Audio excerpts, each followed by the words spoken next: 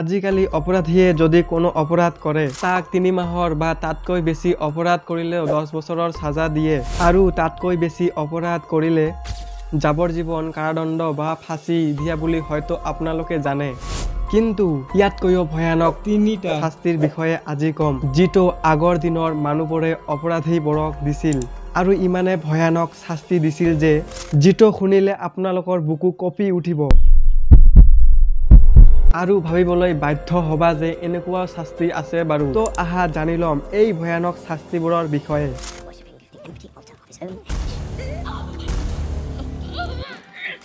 Number 1, mouse punishment. আপোনালোকে হয়তো ভাবিছে যে নেগনিয়ে বাৰু কি শাস্তি দিব পাৰে। আহা জানি লওঁ এই নেগনিৰ দ্বাৰা কেনেকৈ আগৰ ৰজাবোৰে ইমান ভয়ানক শাস্তি দিছিলে। আগৰ দিনত যদি কোনো মানুহে অপৰাধ কৰিছিল প্ৰথমতে তাক ধৰা হৈছিল আৰু ধৰি অনাৰ পিছত প্ৰথমে দোষীবোৰক ধৰি হাত ভৰি বান্ধি থৈ দোষীজনৰ পেটৰ ওপৰত এটা পিঞ্জিৰা ৰাখি সেই পিঞ্জিৰাটোৰ ভিতৰত নেগনিটোক ঢাকি দিছিলে। আৰু এতিয়া হ'ব বহুত ভয়ানক কাণ্ড।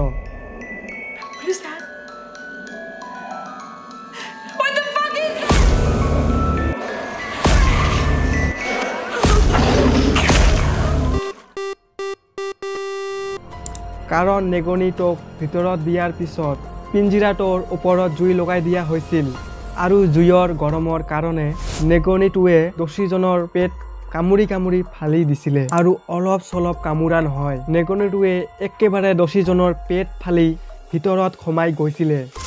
অ' ভাই, ভাবিব পাৰে কিমানে কষ্ট পাইছিলে দোষীজনে, ভাবিলেই সঁচাকৈ বুকু কঁপি উঠে।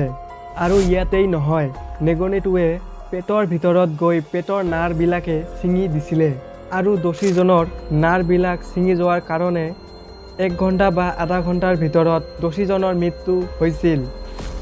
নাম্বাৰ 2, হেণ্ডছাউ পানিশমেণ্ট।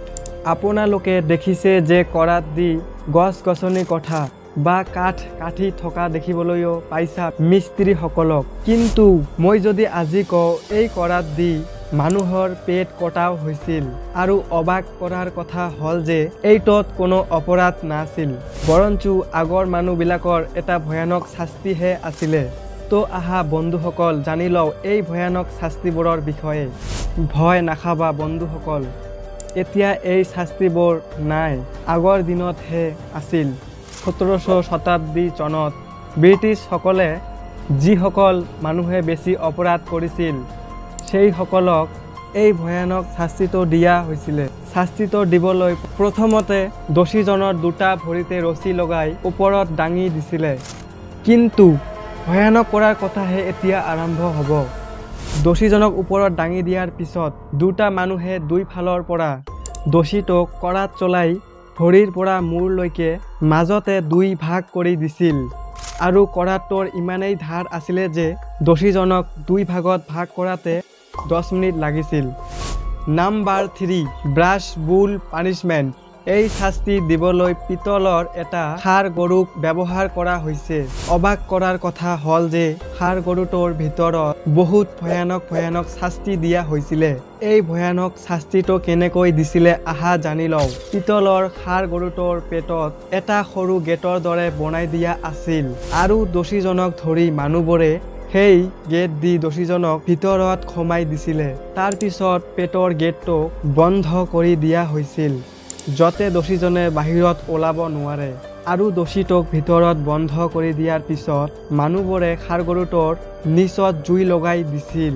এটা অবাক কৰাৰ কথা হ'ল যে যেতিয়া জুইৰ গৰমত দোষীজনে গৰমতে চিল্লাই আছিলে দোষীটোৰ চাউণ্ড সেম ষাঁড় গৰুৰ দৰে ওলাইছিল। পিতলৰ ষাঁড় গৰুটোত এনেকুৱা টেকনলজি লগাই দিয়া আছিলে যে দোষীটোৰ চাউণ্ড ষাঁড় গৰুৰ চাউণ্ডত কনভাৰ্ট হৈ গৈছিল। আগৰ মানুহবোৰে কেনেকৈ জানিছিল যে দোষীজনৰ মৃত্যু হৈছে কি হোৱা নাই জানেনে? জুইৰ গৰমৰ কাৰণে দোষীটোৱে ষাঁড় গৰুটোৰ ভিতৰত চিল্লাই আছিলে আৰু ষাঁড় গৰুটোৰ ভিতৰৰ পৰা ষাঁড় গৰুৰ মাত ওলাইছিল আৰু সেই মাত শুনি আগৰ মানুহে জানি পাইছিল যে দোষীজনৰ মৃত্যু হৈছে কি হোৱা নাই। আৰু যেতিয়া মাত বন্ধ হৈছিলে তেতিয়া মানুহসকলে জানি পাইছে যে এতিয়া দোষীটোৰ মৃত্যু হৈছে। তাৰ পিছত অপৰাধীটোৰ মৃত্যু শৰীৰ ষাঁড় গৰুটোৰ ভিতৰৰ পৰা ওলাই আনিছিল। ষাঁড় গৰুটোৰ ভিতৰত থকাৰ বাবে দোষীটোৰ শৰীৰ গৰম আছিল। ইমানে গৰম আছিল যে শৰীৰৰ মাংসবিলাক সিদ্ধ হৈ গৈছিল। আজিৰ ভিডিঅ'টো যদি আপোনালোকক ভাল লাগিছে লাইক কৰি কমেণ্টত জনাব আৰু এনেকৈ ভিডিঅ' দেখাৰ কাৰণে প্লিজ চেনেলটো ছাবস্ক্ৰাইব কৰি ৰাখিব। Thank U.